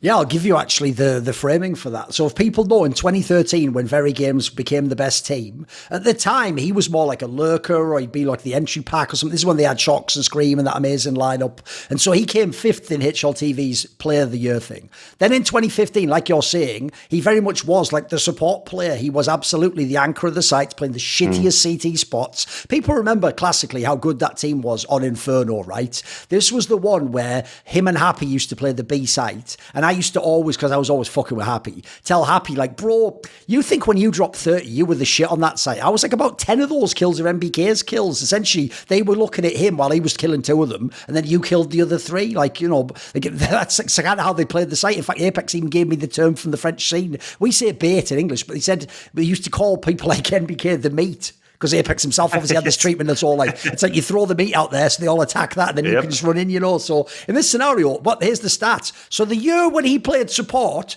he was voted 9th best player of the year from support. That is impossible. That is impossible. Absolutely, yeah. That is like, that's super. Because as you say, here's the thing. Zipnix was an amazing support as like, he wins the clutches. He does the right thing. He backs you up. Like you're saying, MBK could drop 30 doing that. Oh, like, yeah. I think it's so sad because obviously in the latter days, people aren't going to remember any of this and they're just going to remember when he didn't look as good and his stats are. You have to give this guy credit. He was one of those guys who had the skill, who didn't have to play these roles. It's just he knew in like the Happy Team, for example, bro, they all think they're stars. They all want to play fucking loosey-goosey and go for the headshot. Someone's going to be the fucking like anchor of the team in both senses. Someone's going to be like the rock that makes the team look. And so I always thought, yeah, he was underrated in that regard, mate. He was phenomenal. Yeah, he absolutely was, and he had a mind for the game, which unfortunately later down the road led him to that same I can be a leader path because I understand the game very well. But this is why he was able to take this role to the next level, is that he wasn't satisfied with just like playing the one and then staying safe or whatever. Like he had moments where he knew, hey, if I'm being aggressive right now, like this is what I got to do. There's a multi-kill right there. I know how to close it. So he had a healthy dose of arrogance in his play that allowed him to shine the way he was. And as an anchor, you think sometimes it doesn't really fit. You have someone that's more like reserved and reasonable and whatever. He wasn't always like that, which is why he was able to get away with way more, much greater output than what most people were doing. And for that, yeah, I mean, also his skill, like holy hell, like when he was, you mentioned Banana, I have so many like highlights in my where he plays from that coil position and it's just headshots on headshots. Like it's silencer M4 and it's -2 immediately. When someone gets the chance to shoot at him, they're already 2 down. That's over. So he had such incredible skill, and he had the presence of mind to understand, like, hold on a second, like, this team needs me to do X, Y, Z in order to win. Might not be what I want to do first, but if I play ramp, or if I go in first, or if I support here, we're going to be better. And so I'm going to do it anyway. I'm just going to do it better than other people. And in his own sense, I think this mindset deserves a great lot of respect. And like you said, it is unfortunate that these moments are sort of tainted by the later years, which have been way more complicated, the OG stand, the in and out of mouse and all of that. Of course, there were moments where he was pretty much a shadow of his former self in terms of performance, and that's true. I'm not going to argue against that. But if you guys are watching this podcast and you're not familiar with it, just go back and watch some of these VODs. Go back and like watch 2014, 15 and see how NBK was playing. Like actual machine in terms of skill. Holy hell. Like just a multi-kill factor that was absolutely crazy. Now, I know in your careers, you weren't playing together because you were on the different teams, usually the swap over, but you did actually get to coach him one year. In 2016, you were coaching them a bit. So you were around him, and I'm sure you've heard stories from the French scene. One of the very unique things about him, and it's funny actually, because he himself actually came out, I think it was last year, and said that he had a diagnosis that he's got autism, right? Or he's on the autism spectrum, which obviously I can somewhat relate to. I wonder if that's why we were sort of friends behind the scenes, because he was one of the French players I was better with. But I would always hear these things, and it would always make me think like, I can see why he actually stands out a bit. And basically, when he was the best, you notice this trend in the French scene. When he was the best, everyone didn't mind it. But basically, the problem I heard, it was because at the time when he used to be one of the best in the Swiss Army knife himself, I used to think like, wow, did anyone not want to play with this guy? Looks like the dream player to play with. But people told me that in the French scene, especially people like Kenny, people like Shox, I used to make fun of them. Every interview, they'd be like, so why'd you lose, the third map? It was close on the 28th round. They were like, we did not have the emotion, the energy was not feeling. And I was all going like, bro, what happened in the round? Like, did someone throw a flash wrong? Did he miss a shot? And they're like, no, you did not. The confidence was not there. I was thinking, what will I do? And their whole thing is like passion. It's like you play off your feeling, you play off confidence in each other. And NBK's whole shit was, they used to call him, apparently they used to say he was a robot. He was the guy where it was like, look, I've done my fucking 400 kills with each gun today. I've done my work exercise. I've got the plan for the game. I know what we're going to do. But to some of the others, they felt like he was a bit cold in that sense, which now makes some sense. Now everyone's got like an explanation for it. But did you ever hear any of this stuff? Did you ever see any of that? Because I always got the feeling when some of those like envy teams you were with, some of them did just sort of think, fuck it, we used to be the best. Who cares about this one ton? We had a bad game. This guy was pissed off every time he lost, man. Yeah. No, you're absolutely right. I mean, he was open about his diagnosis, and of course, I think it plays into it. I think at times, NBK was lacking the flexibility to handle like frustration and moments that were going to hell. And it, like if you're part of a team environment, you're part of a group, you cannot just leave your frustration on a first degree level and just lose your shit because something wasn't following reason. Like part of a team just playing Counter-Strike will involve some degree of fuckery, some degree of wrong decisions, some degree of mess up. And part of your skill set as a professional player is being able to roll with it and deal with it. Like, it's all right. Like, we've lost this game. We've lost this round. It's okay. Reset. We put our emotions in check. We move forward. NBK struggled with that. So there were moments where you could argue that the reason why he was pissed was rightful. I understand why you were pissed. Like, the events that have led to this situation, you are correct. We shouldn't have lost this. We shouldn't have made this decision. And this guy should have done this XYZ. He was right. But it doesn't mean that you're right to show this frustration and behave the way you're behaving right now. This is a different step. You can be right about why you're pissed. It doesn't mean you have to show that while the game is going on, or while the boot camp is going on, or while the team is practicing. Part of the deal is that you deal with this. Part of the contract with your team is that you deal with this. And there is a time to complain, there's a time to review issues, and there's a time to play and put you 500% into it. And there were moments, from what I know, what I have witnessed, and what I have heard, which it wasn't the case. So if you were with him and things weren't going well and you were losing, you suddenly had to pay sort of a double tax, where not only were you losing, but then you had to handle the obvious frustration that was coming through. And then you end up having to juggle like balls of fires instead of being able to kind of correct course in the situation. And that was, to me, not his undoing. That's a bit too dramatic, but that was one of the reason why. That was one of the reason why, as you say, comparatively to his talent, people have at times decided to go a different direction, because as a team, you need to have players that you know will be able to roll with the punches. And when it's 13-13 and you've just lost the silliest clutch of your life, you cannot just say, GG, that's it, white flag, French, see, I'm out of here. Like, you cannot just cannot do that. You have to deal with what's happening now. And there is going to be a moment later where you discuss this and you let out the frustration, but it has to be done in the right way, in a proper moment. And that has been and had been an issue, unfortunately, for MBK.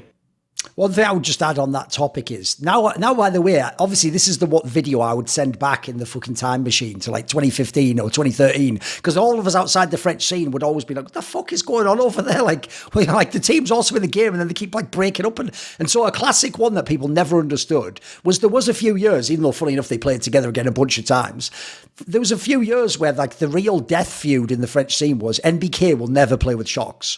And this was supposedly one of the reasons why. You could just tell they must have just had some really bad argument. And if you know shox, this whole thing's sort of like, it is like, let's just go have a drink. Let's fucking chill out. I'll win next game. Don't worry. And then BK's whole thing's like, we got to fix this now. Like, it's got to be this way. We're going to do that. And plus, we're losing the ton. So you can see how it's just like a culture clash, the personality clash, sorry. Certain types of people, there's friction. They rub each other the wrong way. But I will just say, this is the one thing I want to say before we get into the IGL angle, which is a bit of a downer. The one thing I do think is this. Like I said about the work ethic, because if people don't know, in the French scene, work ethic was notoriously terrible. It's why the two players I mean, it would have been you as well, but you're not French in that sense. The two players I had mad respect for is Apex and MBK. They just kept fucking grinding, mate. When they're losing, they grind more because they want to get good again. When they're on top, they keep doing their hours. And basically, they make up with stability for the fact that the other guys, Kenny S and shox, like, people don't know how talented these guys are, because you know when we're always saying about Simple, like, it's not just talent, guys. He worked the hardest of anyone. These guys didn't.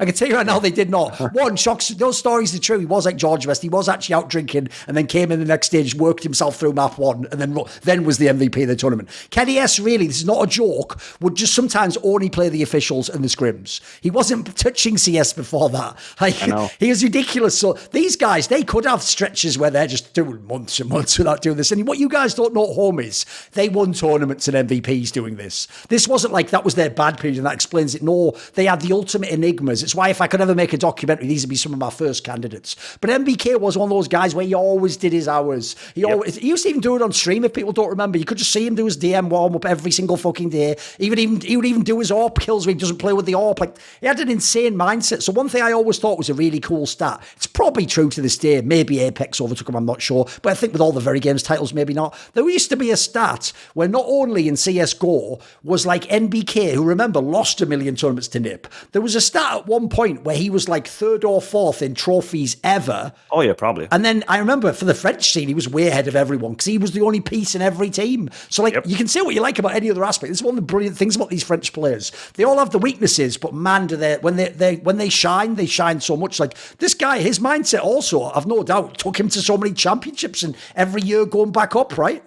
Yeah, absolutely. I mean, if you if you ever have an interview just like we're doing together right now, and you have Existence on board, have him talk about MBK, and he'll tell you how he respected playing with him and how he was playing with him. Because when I was playing with Existence, he used to tell me, listen, like you're playing the positions of Nathan. This is what he was doing. That's how he was handling it. That's what he was bringing me. That's what he was providing. That's how he was working. Like for all his flaws, let's say, he was bringing a whole lot of work ethic to the table and a method to what he was doing and why he was able to have a certain stability. So for that matter, I think I would definitely put him in the most influential players of the French scene. I have no doubt putting him in that list. Now, the one last topic is obviously the dreaded IGL topic, because on this one, this is where it sucks being an analyst, and you know this, because it's like, I don't want it to be that I'm right on this one. People think I always want to be right. I don't want to be right about this MBK. I told him a million times when he tried it rarely, and when behind the scenes I heard he was going to do it, or I heard there was a threat. And obviously towards the end especially, he only wanted to be IGL. He wanted to be the IGL of all these projects and teams and lineups. And the problem was this. He is one of the most crazy examples I've ever seen of the guy where he is incredibly smart about Counter-Strike. He could play all the roles, except for some reason this one. I don't know if it was temperament. I don't know if it's the way he did it. But I used to tell him, like, because obviously I said it on desks a million times. I used to tell him, bro, I wish I was wrong about this. But I know all your teammates over the years. I've heard your styles. I've looked at the game, bro. I've looked at the T sides. Like, something about this doesn't work. And I know you can. And here's the thing I'll just say as a very brief point that maybe people miss. If these guys actually listened to me, I would tell them, don't switch off being a lurker. What the fuck are you doing? No, don't try being an op. I would be wrong on those ones. I would have told them, don't do it.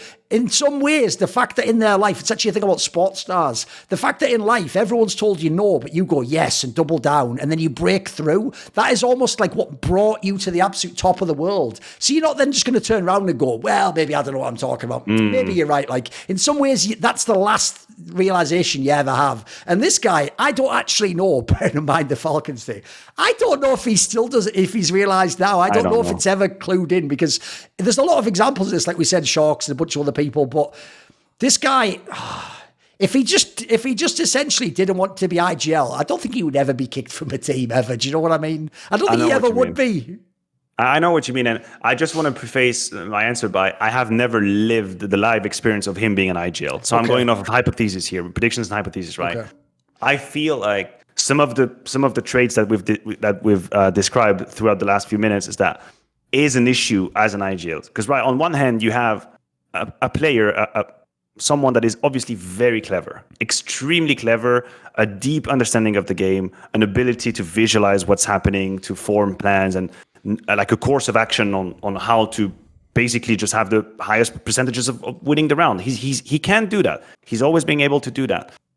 Some of the issues that he has, number one, the plan never follows fully, or never goes to completion fully and perfectly. That's just not the truth. There is always a discrepancy between the plan and what actually happens in the round. That's just Counter-Strike 101.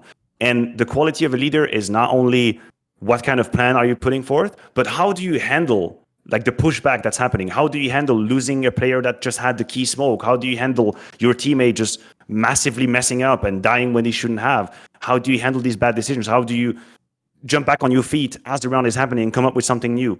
This, again, requires a whole lot of flexibility that I am not sure he's had in the wheelhouse, or at least it's not his strength. Step one. Step two is also, if you want to be a leader, you also have to be a leader of men. And you have to be able to connect to people, whatever way it is. And knowing Counter-Strike and understanding Counter-Strike is only going to get you so far. It's going to get you the respect of people, and you can convince people, but there is an element of psychology where you need to be able to rally people behind you, and you need to have people trust in what it is that you're doing and be willing to go into the game with you as a leader. That requires the ability to connect with people. Like we were talking about Existence, right? We said he's the one captain. He was able to do that. There are famous examples out there. Glaive is one of those. Kerrigan is one of those with like leader of men that you want to follow behind. You need to be able to connect to people deeply on that level, I feel like. And I don't know if that is so easy in his situation. That's sometimes an issue. So the lack of flexibility and being able to kind of package what he wants to do into an engaging idea and have people rally behind him. I don't know if that is so easy in his position. But once again, these are hypotheses that I just made based off what I know from him and the situations. It might be that the reality is not as such, but this is how I would see it. Who is the last name? Because here's the thing, drum roll, there could be so many names that could be inserted. So who is the fourth name? I'm gonna hit you with who it isn't, and it isn't Kenny S. Okay, and that's one already off the list. It isn't Kenny S for a very easy reason, and we've touched on him throughout this whole podcast already. But the reason it isn't Kenny S is that what put him on the map as one of the best players to ever touch the game and one of the most talented individual I've ever played with is some sort of gift from the gods of Counter-Strike that just blessed him with an ability that is just completely beyond reason. And there's nothing to influence. You can't do that exactly. It's like if you were to go to someone and say, "Hey, listen, you should watch Kenny S's demo and learn the game," he would just shut up. Like, what do you want me to do? Like, what do you want me to learn from that demo? What am I supposed to do? So in that regard, I think Kenny S has probably influenced a whole generation of fans of Counter-Strike because of like the emotions that he was creating when he was playing. Like, holy shit, quick scope, no scope, 1v3s. You would just lose your mind watching him. That's sure. And I was the first one to be excited by it. But I don't believe that he has influenced a philosophy of gaming in any sort. Because if you're trying to do what he was doing, you're just going to fail. That's it. Like you just won't be able to. So I didn't put Kenny in there. Although mad respect for what he was able to do with the mouse, goddamn genius. The last name I put it, and it's actually someone that you mentioned as very high ethics. It's Apex. I put Apex on that list. Edgy, okay. Yeah, I put Apex on that list, and for different reasons over the years of his career. Like if we kind of segment just a little bit, if we look at 2012 to 2015, 16. Apex was for a while the poster child of aggression in Counter-Strike and entry fragging. Like there were a couple of very selective names up there that you would put. Dupree would be in that conversation. Apex would be in that conversation. Extremely aggressive, absolutely just heads on into the fight, just no worry at all, never scared, never backing down from a fight. And it is not an easy role to do in Counter-Strike. And God knows that at the time we didn't have the perfect flashes that people have now. Like you look at an execute now at the highest level and whoever is going in first has like 7 flashes in perfect angles behind him while he's clearing angles. At the time, it was pretty much just, hey, yep, Apex, we got 2 flashes for you, buddy. We got 1 smoke. Just, it's all yours. It's all yours. Just go ahead and make the difference. It was very complicated to do this role. And for a while, his numbers were bonkers. Even though he was playing such a selfless, shadowy, shitty role to be in the front. Like you just remember S1 Cologne 2014. Like if we don't lose in semifinal, he's in contention for MVP. Oh, he would be, like he's up there. He's in the conversation. I don't know if he gets it. He's in conversation. He was so strong individually. So he had the aggression, he had the skill, he had the ability to figure out a defense and know whatever is needed to find an open kill. Like this, it's not a joke. Like it's not just a meme. Like he knew you would play 3 or 4 rounds, and he would tell you, and he would tell Existence, listen, they're using 2 smokes to the left, 1 flash to the right. If you give me a flash to this, I can kill this guy, and he would be right. On a micro level, he'd be right. Like he'd know the tendencies of the players. He'd watch a couple of demos, and he'd say, okay, this guy, I know how he plays. He has 3 positions. He rotates them out over 5 rounds. I know what he's doing. I'm gonna fuck him up. And most of the time, he'd be right. Like he had this ability to like. On a micro level, figure out what was needed to do to find an open kill, and he would do it. So that, for me, he was the first true, real entry fragger with capital E and all that it encompasses. And the other side of it is the damn passion he has for the game. Like, he's one of the most passionate, fully engaged, committed individual I have ever met in Counter-Strike. And he's had plenty of hardships, plenty of moments where things were going to hell, teams that weren't working, frustrations. Hell, he then moves on to be an IGL. His numbers just plummets. He basically becomes a Pronax in terms of stats, where it's just from 0.8 to 0.9. That's the range of the stats. That's it. For someone that used to be a part of the top 20 HLTV, yes. Like top 15, top 20, he used to be there, right? One of the best players in the world. And then he has to be an IGL, and a whole body of people is just shitting on him for what he's doing, and it's not working, and he keeps on going. Like, his love, passion, and commitment for the game is like unparalleled. Like, he just loves the game, breathes the game, sleeps the game. And for that, I mean, I think respect. On the entry topic, I've got a couple of points for you. One, and I know he loves this as well, because it's sort of like it's a pretty next level compliment because it's so unique. I've always told him, and I said this publicly many, many times, the thing that really caught my eye about his entry style was he wasn't like the entry that had the most insane aim in the entire universe. He had good aim, certainly, and he had very streaky aim where he could hit the headshots that looked fucking crazy, great in a frag movie. But I always said the thing about him, I could never understand how he did it, was every other player in the game, one of the reasons why entry is such a daunting role, especially in the days when you really were the entry, like you actually weren't just like, it's just this side of the map, it's like you're always the one going in first, is the thing that always sucks is when your IGL thinks the strat's right and the read is right, but it didn't work. You didn't get in the first 3 times. A normal human, even top players, goes like, bro, like it's not working. 1, he just goes in. And then 2, he had that thing where he's one of the only players I've ever seen who wasn't himself a superstar. Where I actually really believe he doesn't care if that is actually simple. Ziwu, I mean, if he was in a different team than Ziwu, Nico, he doesn't care who's on the other side. It's a player who should frag his head off. You shouldn't be able to get that. Somehow doesn't process. He'll still just run in the same way as he would against Tyloo or Renegades. He just runs in there. He takes his duels. He understands it's a perfect entry mindset in this sense. He understands my job isn't get all the kills. I just try my hardest. I do my best. If I get the kills sometimes, I won the round. If I don't, I have to be the mate. I have to be the one that gets fragged. And I think that mindset, I don't think people know, like that's extremely rare. That is so rare. There's a lot of players where they are a bit like your matchmaking game at home. You know, when you play on T side of Dust 2 and nobody will run into B because no one wants to be the guy who's blind going, shit, what the fuck, getting shot. He's just the guy every time doing that. And if you know what, if we have to do it again, right, okay, throw the flash. You know what I mean? I've even heard they even did that thing to him, by the way, dude. That is the most abusive way to use your entry, which is in some of the, I think it was the Envy teams. They were telling me some shit like, they used to tell him that fucked up thing of like, look, if you're blind, they're blind as well. So just run it. Which is like, when you hear that, you're like, is this some sort of toxic relationship I'm in? But that's what it was like back in the day. So mad respect for that. Mad respect. I know. And like I said, like the protocols around the entry fragging were very raw and absolutely low level at the time. So he had to do it the hard way.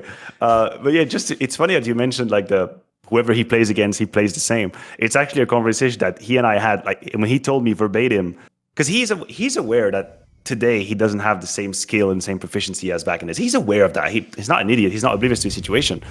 But he would tell me, you know what? The reason why when we play Na'Vi, I can still kill simple is that I don't give a shit who it is. I just swing I swing the same way. I white swing him just like I would white swing anybody else. And so this is where he can kind of catch up a little bit with the mean, with the average, that where some other people, most people are thinking, oh shit, I just heard a sniper shot. It's simple right around the corner. I'm going to have to, maybe I'm just going to slightly jiggle peek. I'm a little bit scared. Apex would just say, you know what, screw this. I'm just white swinging. I'm white swinging. And if you miss me, you're dead. And it would happen a couple times and he would take him down. So this is the pure entry fragger, like essence. Like it's white swing and I'm taking you down. And then the other thing is, though, he is the player that proved, because he was the exception, like you said, the guy who could still frag from this position. He proved that entry is not an actual position on the map.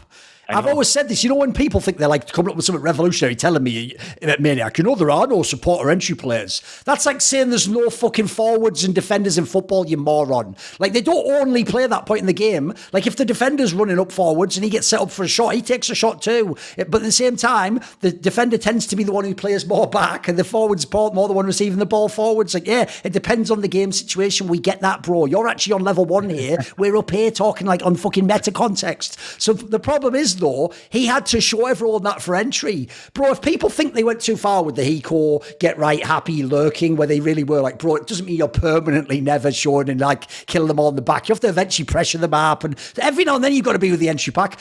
What they actually did to Apex, this is how I know his mindset as a teammate is fucking unbelievable. They really did do that entry style of like, you know, I always say in the modern day, the reason there's not an entry now is, say you spread out on Inferno or Mirage. If you call like the IGL's mid-round and then he calls like a really quick, like actually just attack through apartments, they don't really wait for the guy at the top of Banana to come back. They did wait for Apex to do that. They would be like, hey, dog, come back here. He would run all the way around and then they would sort of go like, right, going first. And like, listen, if you're someone like shox, Kenny S, this is your dream. He's always the fucking guy jumping over, getting shot. You trade, you're in the site, you know. To you, it seems perfect. I don't think people know the kind of mental fortitude you'd have to keep running in like that and knowing you're just getting torn up every time. Like, they went too far with that dude. That's why I'm almost glad he actually got out of that scenario eventually, because they took that too far. They made him do that for a few years extra, it feels like. And what is actually crazy about that, Duncan, is that you know him, like you've met him, you know him as a person. He's an emotional person. Like he's not a robot. He's not your NBK type. He gets very activated. He gets very animated. You have to imagine the kind of frustration he's had to deal with in these games where we were losing. He was just being sent in like a ham and just being completely destroyed. Yeah, I think in his position, I would have stopped playing Counter-Strike like 10 times in my career. That's going to be the least fun possible way to play Counter-Strike, isn't it? I know. Exactly, but he stayed, right? He stayed. He maintained the course, and like honestly, at this point, it's kind of crazy. And what is even crazier is that listen, you can argue the success of Vitality and what they've been able to do with the pieces. That's a whole entire debate that we can have at a different time. But it's kind of crazy that he did what was seemingly impossible, which is to go from being a crazy animated, full-on first-degree entry fragger to then being an IGL and a tactician in a team. And when he made that move, I was the first one to say, there was another one. You think like the NBK one, it's like, come on, mate, you're going too far. Yeah, exactly. Like that's not gonna work. Like his skill set was so micro. Like it was specific to his role. Like he had such like falcon vision on what was happening. And no, like turns out he actually was able to come up with some sort of a T-side. You look at their T-side that they have now, and it's very legitimate. Obviously, he's got backup. I mean, he's got Zonic behind him. He's got players who help him. It's not just he on his own. But he had so many reasons to fail. So many reasons. There would have been so many explanations to why this was just crashing into a wall and their T-side made no sense. And he kind of made it work. And when you think about his profile and who he used to be, well, that in itself is, it's kind of crazy. And then there's another angle to him as well as a person, because you've obviously been his teammate in a bunch of these teams and seen how he plays. This is a unique one. I'll do one of my like classic Thorin analogies where you're just like, what the fuck? What's that got to do with Counter-Strike? Just wait and see. So, okay, if you think of like the French scene, I'm going to paint a like big picture here for you, right? Basically, existence is in that vault. He is like Napoleon. He's just sort of like, look, guys, trust that I know what the fuck I'm doing. I'm the genius. I'm the leader. Everything I say is right. Just do what I say. It's going to work out in the end. We're going to win, right? Obviously, shox would be some sort of like fucking Achilles figure. He's just sort of like, he's just the best warrior. So you just sort of figure out, look, just let him have whatever he wants. He'll win the battle for us. Maybe NBK is some like Odysseus figure, like he's sort of a bit crafty and a bit smart, and he's winning using his mind and stuff, right? In this scenario, without being rude, to me, the reason I also never thought Apex could be an IGL is, if you think of like caricatures of French people to English people, he is more just like the fucking guy who works on a farm. He's a very simple guy in some ways. He's not like the super boffin. Like I know now he watches the demos and he's actually put in the hours and stuff, but he wasn't. That's why to me it always made sense he was the entry. It's like he's sort of the guy who's just salt of the earth. Like of course he's going to run in and do that. That's his job to do it. He even told me a brilliant story in his Reflections interview that major they won, DreamHack Cluj. Oh no, it wasn't DreamHack Cluj. I think it was PGL Krakow. It was one that they didn't do that well at, the one they lost in like an early point. He said in this boot camp, the other 4 players just played other video games, not Counter-Strike. He sat there playing Counter-Strike, sort of looking at him like, just doing his hours.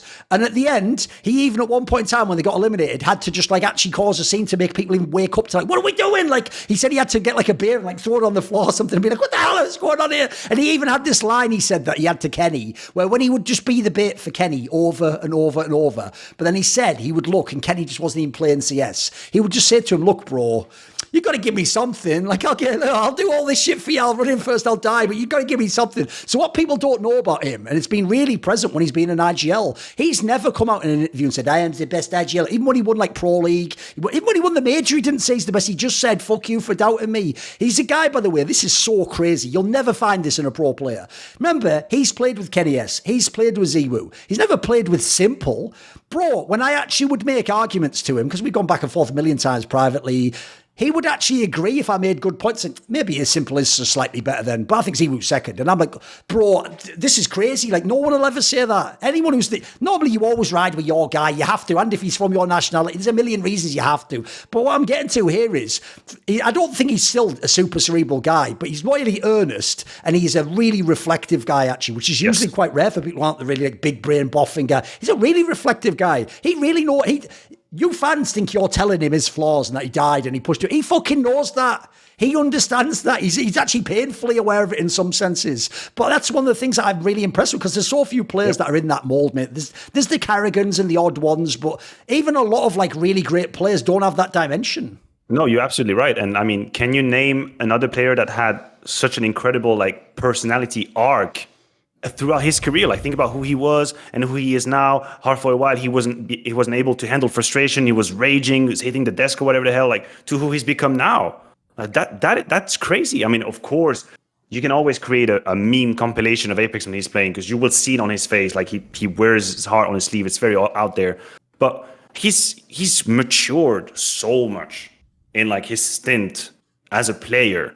I don't know a whole lot of other players who have gone on a path just like him. The reason why is that because most players, when they hit an obstacle, usually they either fold or they do it their way or no way. And then you have to choose, like, you take it as I am or that's all. I think Apex has actually been able to be reflective, like you're saying. Be reflective. What is it I'm doing wrong? Why is it not working? Like, what's the issue? What is it I'm doing right now? We've been talking a lot as well with him. He's aware. He's aware of his own limitations. He's aware of what needs to be worked on. And I think he's very objective and honest about what he needs to do differently, but what other people needs to do differently as well. Right? You imagine if you're playing with Simple, if you're playing with ZywOo, you also have to be able to say, hey, listen, bro, like what you're doing, that's not okay. Like, you have to do more. You have to do it differently. And good luck saying that to the number 1 and number 2 best players in the world. Good luck looking at them and saying, listen, this is not okay. Like, you need to give me more. You need to do this. I need you to do this. And I think he's able to do that. He's able to find the balance between, this is my side of the equation. That is my problem. That's what I did wrong. But on your side, guys, you need to wake up. You need to wake the hell up. You need to give me this. You need to provide me with more calmness, more solutions, take more responsibility, have more autonomy. These are the talks that he was having and still is having with Vitality. So that, to me, is how I would describe a leader.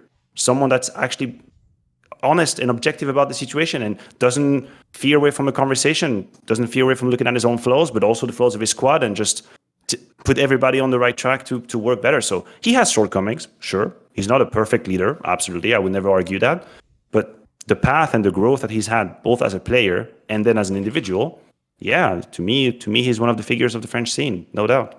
Right. Obviously, we did the 4 names there. I just have a question. I get now, based on your criteria, why Kenny S and ZywOo aren't there. Like, spoiler, like, there's nothing to influence. They just incarnate on Earth and just like walk around like Hindu gods or something, just affecting everything. Like, no one can do what they do. But the obvious name I have to ask about, because he used to play with him. What about Happy? Why didn't Happy make the list? That's actually a very good question. I think Happy would have made the list if I was looking at IGLs. But the way my mind worked, when I put down the list, I think the first name that came to mind is Existence. And then for recency bias, I put Apex as well, because it was close to the major. And then I thought, okay, well, hold on. Like, I have 2 IGLs. I don't want this to be like an IGL conversation. Right. Like, let's look around and see like other people that have been exemplary in different topics. Now, if we meet again, if we do 4 IGLs, then Happy would be in there. Absolutely no question. Okay. But I think I made a conscious effort to think of, okay, let's look at different roles.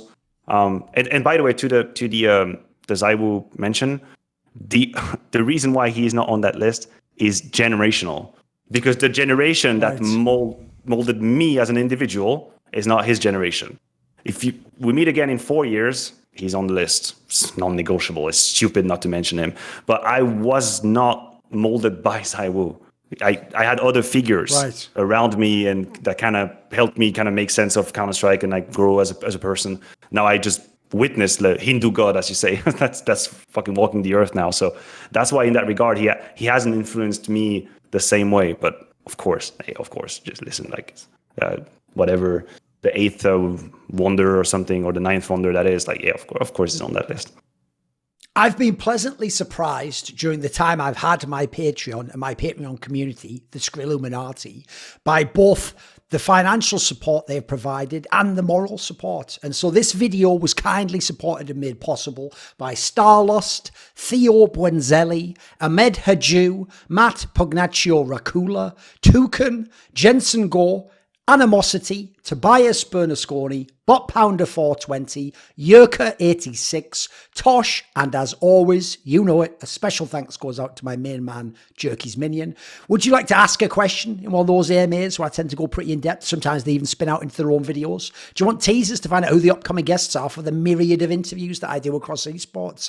Maybe you want to suggest a topic or a guest. We have a channel on my Discord where you can do that if you're at the right tier. And of course, you could potentially take part in one of those lengthy esports discussions discussions with me about whatever is on your mind in the scene. Well, if any of those perks sound tantalizing, put your money where your mouth is and join the Skrilluminati today via the Patreon link in the description box below.